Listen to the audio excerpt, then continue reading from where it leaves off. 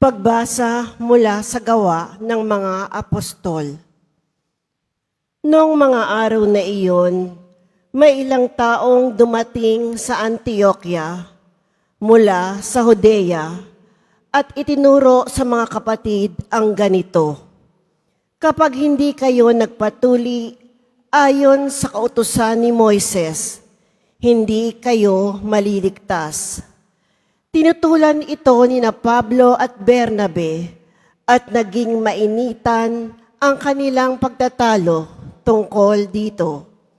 Kaya't napagkaisahang papuntahin sa Jerusalem sina Pablo at Bernabe at ilang pang kapatid sa Antioquia upang makipagkita sa mga apostol at sa matatanda tungkol sa suliraning ito.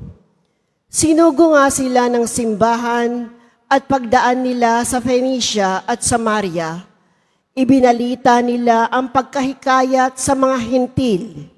Ito'y labis na ikinagalak ng mga kapatid. Pagdating sa Jerusalem, malugod silang tinanggap ng mga apostol, ng matatanda at ng buong simbahan, at isinalaysay nila ang lahat ng isinagawa ng Diyos sa pamamagitan nila.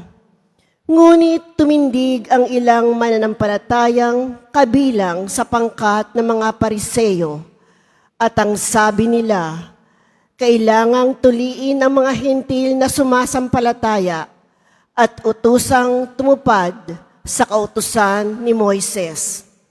Nagpulong ang mga apostol at ang matatanda upang pag-aralan ang suliraning ito. Ang salita ng Diyos. Salamat sa Diyos.